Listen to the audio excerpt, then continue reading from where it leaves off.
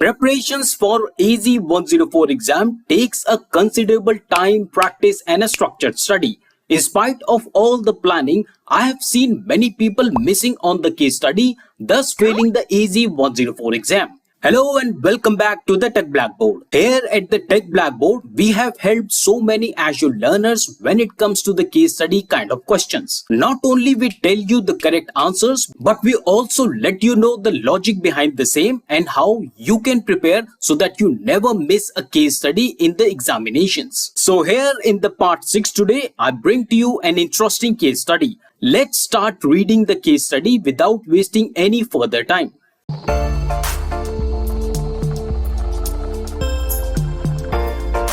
So let's begin our case study with the overview section. It says that Blackboard Limited is a consulting company. The company has a main office in Vancouver and branch offices in Seattle and New York. Moving ahead, we have some information on existing environment, which starts with Azure environment. It says that Blackboard has two Azure subscriptions named Blackboard Sub 1 and Blackboard Sub 2.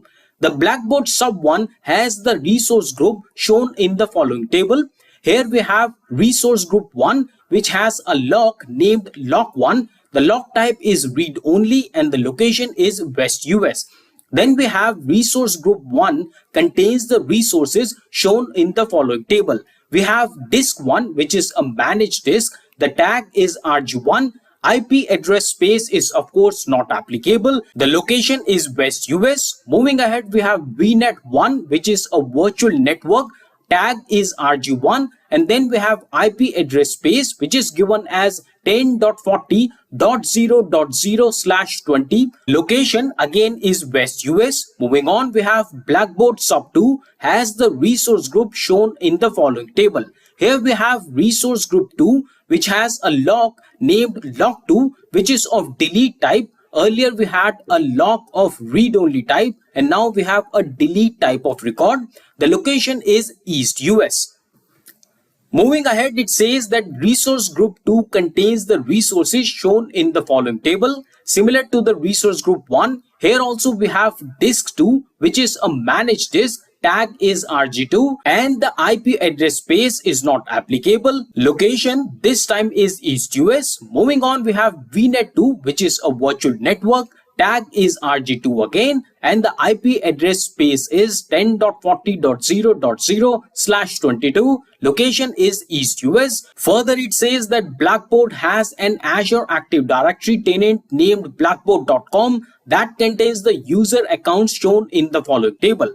Here we have user as admin 1, admin 2, admin 3, and the role given for admin 1 is domain name administrator, whereas admin 2 is user administrator. The third one, admin 3, is help desk administrator. Location for all the admins are Vancouver. Then we have user 1 and user 2. The role is not applicable. Office location is New York and Seattle respectively. Moving ahead, we have details on Azure storage environment. It says Blackboard Sub 1 contains the storage account shown in the following table. Here we have 4 storage accounts: Blackboard Storage 1, Storage 2, Storage 3 and Storage 4. And Storage 1 is of kind Storage version V2, which is also known as General Purpose version 2. Then we have Storage 2 as file storage, Storage 3 as blob storage, and then we have Storage 4 as storage, which is now given as General Purpose version 1. Moving ahead, it says that Blackboard has a recovery service vaults shown in the following table. And here we have 3 recovery service vaults: RSV1, RSV2, RSV3. Then the details on backup contains is also given. We have Azure file shares for RSV1. Then we have virtual machines for RSV2 and no items is given for RSV3. Moving ahead, we have storage replication type, and this one is same for all the recovery service vaults. It's given as geo-redundant storage.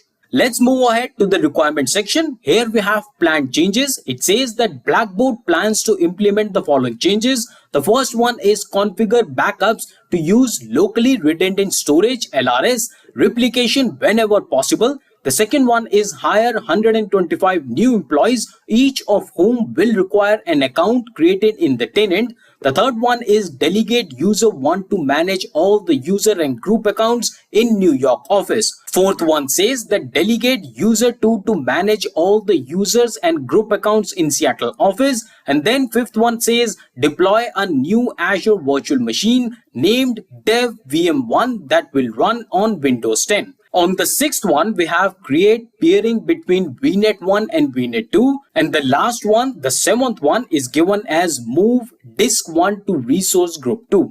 Let's move ahead. Now we are given with technical requirements. It says that the Blackboard must meet the following technical requirements. The first one is for supported storage account, data not accessed for 60 days must be moved automatically to the cool storage.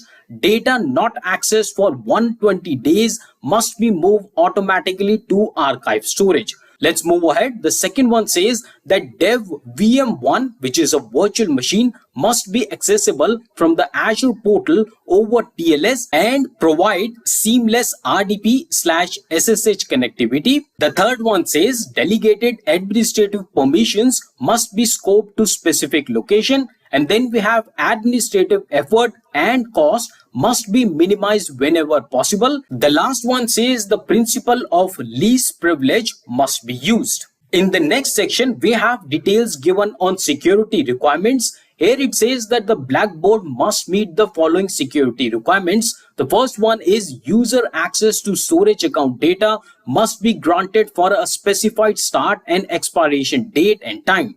Then it says that the dev VM1 must be protected from port scanning from outside virtual network. Lastly, we are given with storage account access key must not be shared directly with the users. So those were all the details given in the case study. It's always better to rewind the video and watch all the sections in the case study once more before we move to the question and answer section. Now let's move ahead and read our question number 1 based on this case study.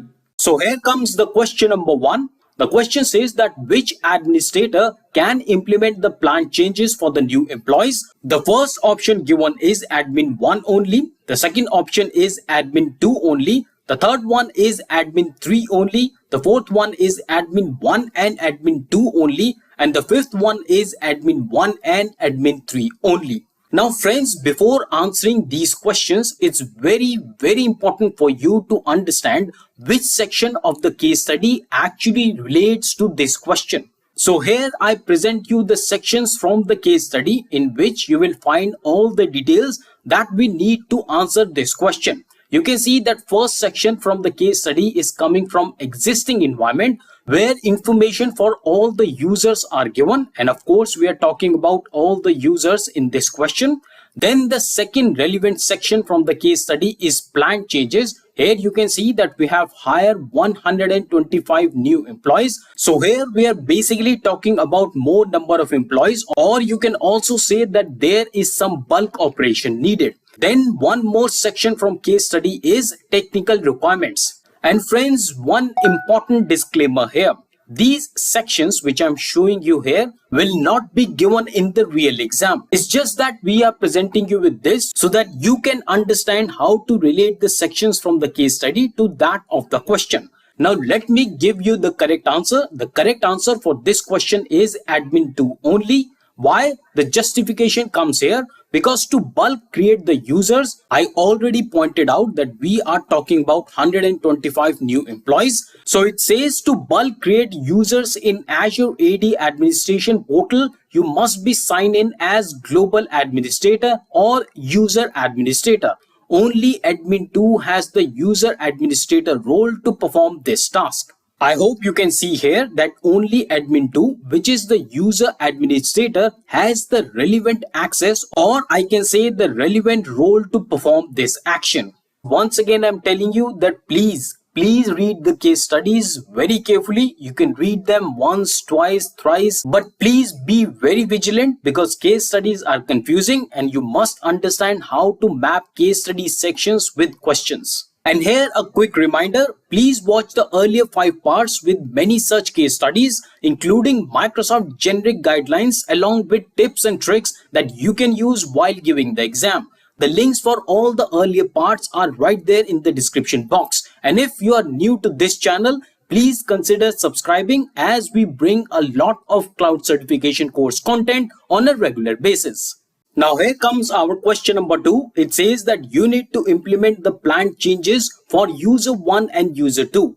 What should you do first? Your options are create 2 new resource groups. The second option is create 2 new management groups. The third option is create 2 new named locations. And the fourth option is create 2 new administrative units. And once again, before telling you the answer, let me tell you the sections of the case study which are related.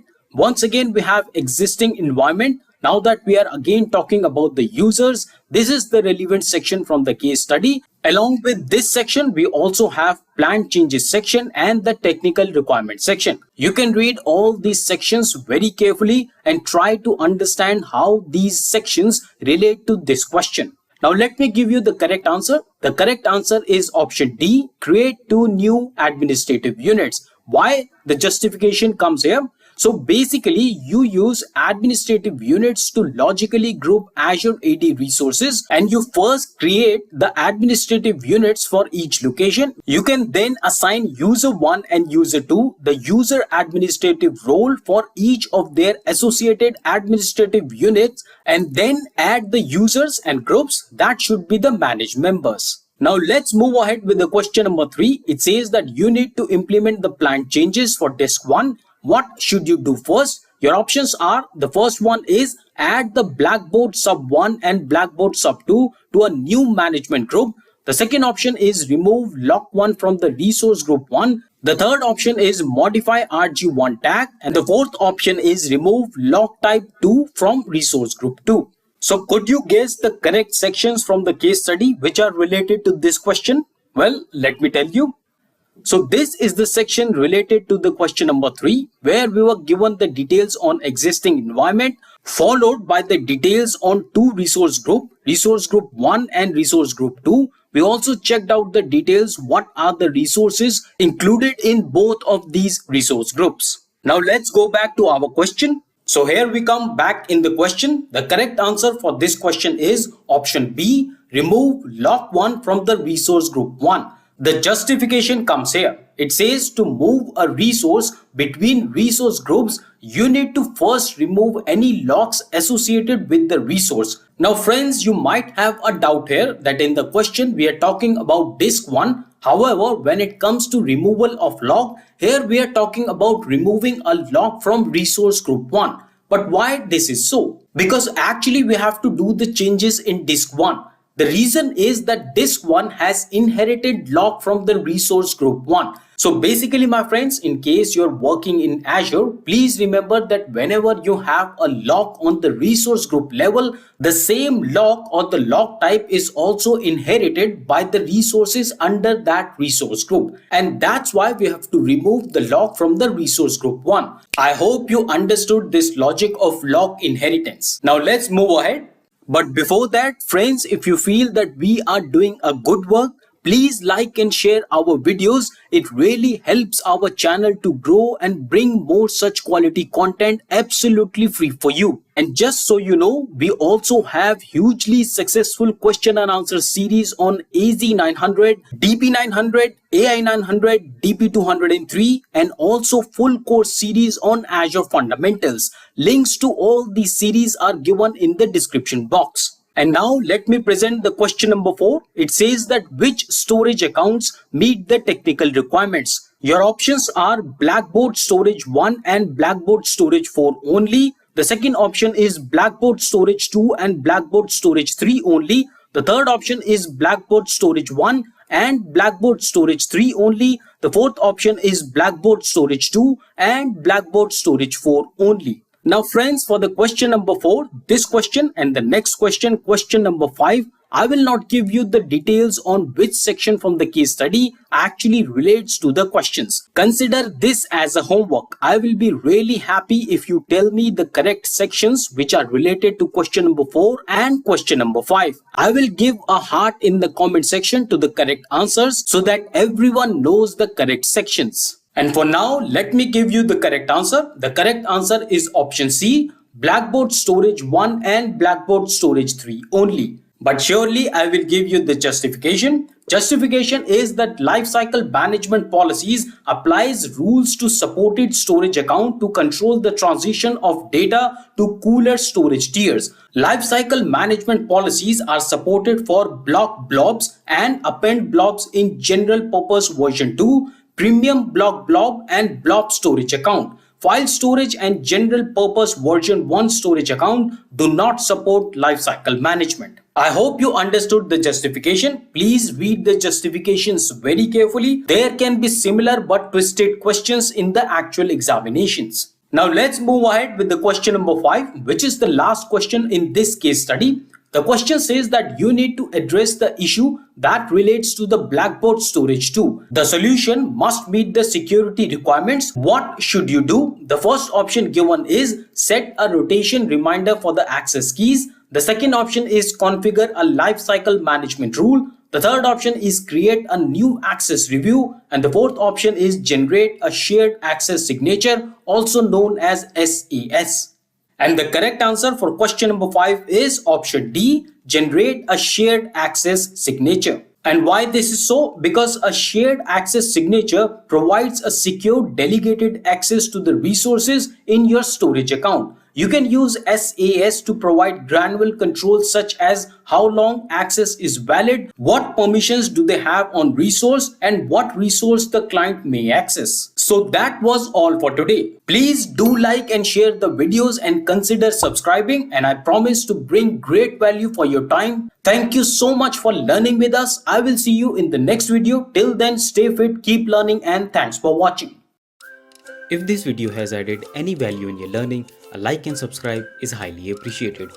Share this video in your family and friends to spread and expand their learning. Your comments and feedback give me a chance to interact with you, and I look forward for them. We will meet again in our next video. Till then, stay fit, keep learning, and thanks for watching.